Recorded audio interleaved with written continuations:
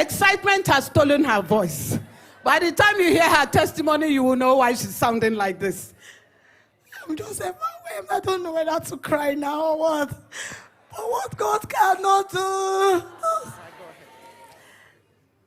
This is my first time of being here.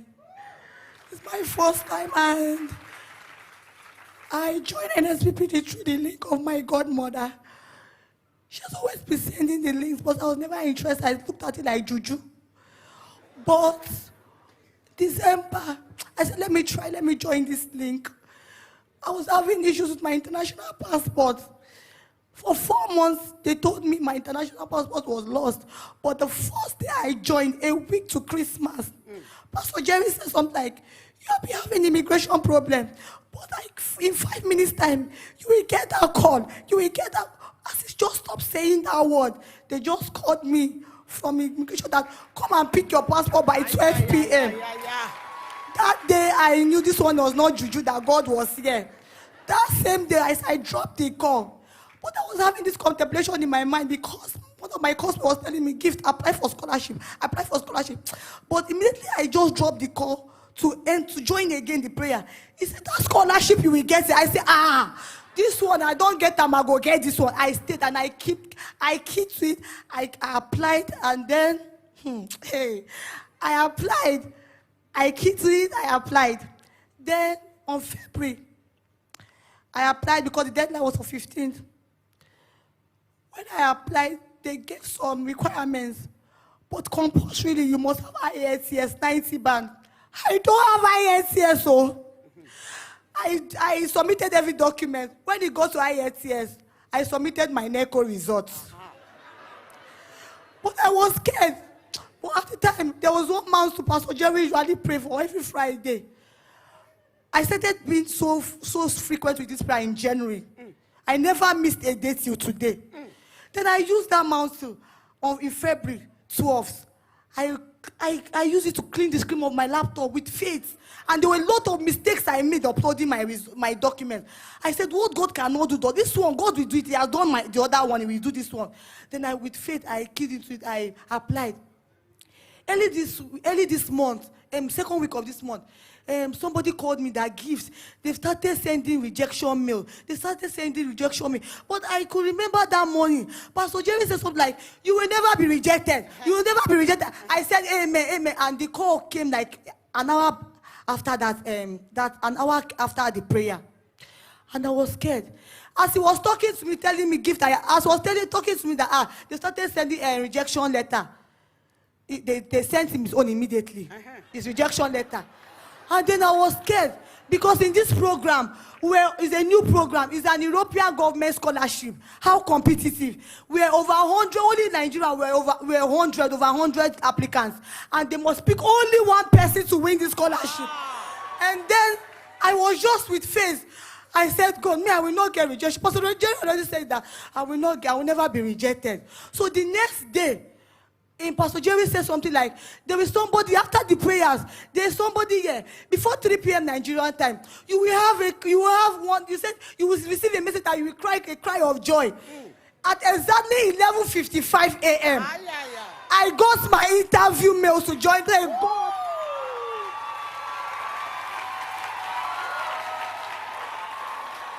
The testimony is still coming up.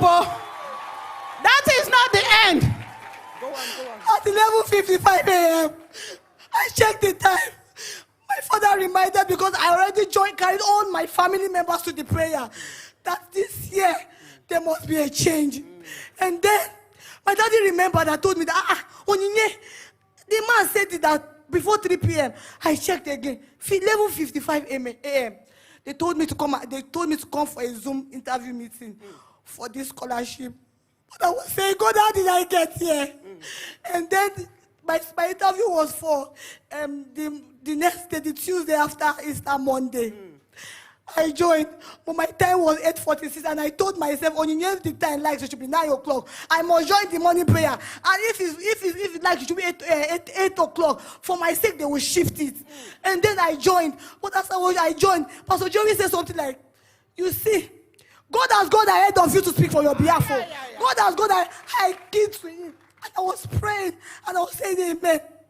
When they came, everybody in the group, because every country is two persons they picked for interview. My Nigeria is 100. They later picked 2 persons for interview. But 1 person must draw for 1 person to win the scholarship. Yes, now. So, and then Pastor Jerry kept saying his word, and I went for the interview.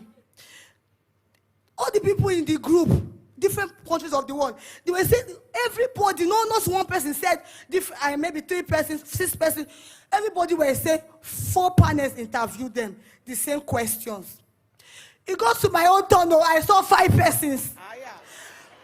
4 professors from different countries of the world. They were interviewing me, but this one particular, and the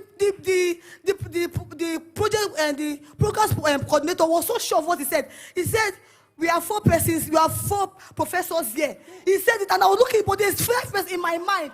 He said there are 4 persons, but I saw it with my eyes. He said there are 4 persons, we have 4 here. He started calling their names and the countries they came from. And then I was like, okay. He said, and this one, the 5th person, was just on his own. Hey. His dressing was different. Hey. He was on earphone. I can remember. He was very slim. He was just smiling at me. And I was wondering, oh, yeah, but this man said, for your eyes is not pretty, you're seeing 5. I said, okay.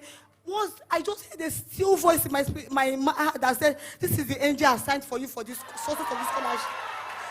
And then, after the interview, the man asked me my own questions, my time. Other person, their own were 15 minutes. My own was shorter. But the questions they were asking me were so rigorous that I was telling God, you have started this thing, you must finish it. At a point, I did not know what to say. And I was saying rubbish. And they were smiling, gifts, good. And then, they told me they would get back to me in 2 weeks' time. But the 2 weeks was supposed to be this week before this new week now. So on the 25th is last week, right? So that week, the week preceding to that week, in the dream, I saw Pastor Jerry on that Sunday in my dream very early. He came to our house. When he came to our house, he looked around. He was crying bitterly. And I ran to him. I knelt down. I was crying. Like his tears were touching my hand. And then I told him that, sir, please, I applied for, before we finished the statement, he laid his hand on my head and said, the wait is over, you have gotten the scholarship. 3 times I woke up. I prayed. I was praying that, God, thank you for visiting me. So it was that week on Thursday. Before that same week, Pastor Jerry was always saying something. That word was always coming. You see the second person. You see the second person. It's God will do his own for you. Yes. But you see this one is for you. I was always screaming because those words were coming. I said, now so this scholarship is for me. Because I knew how comprehensive this scholarship is. And I know it was a life-changing one. He said, you see this one, it will be for you. And then that week, Pastor Jerry was always saying something that he said this one. And on Thursday, he said, call your name and call your son and say congratulations. I was doing it. It's for that week that I got that email of my scholarship. I think the prayer was just for me because after that week, there was some kind of prayer Pastor Jerry used to pray about congratulations. That last week, he did not pray it again. I said, now because of me, they pray all those prayers. So he was saying congratulations, celebration, because I was always keen to it. And on the 25th, on the 25th, 5th of April, at about 1:15 p.m., I got my scholarship email that I was the only Nigerian applicant out of 100 people. 1 out of 100. No IELTS. She forwarded NECO, not even WAECO. NECO is the local one. WAEC is even West Africa. She forwarded NECO. The only person chosen out of 100 persons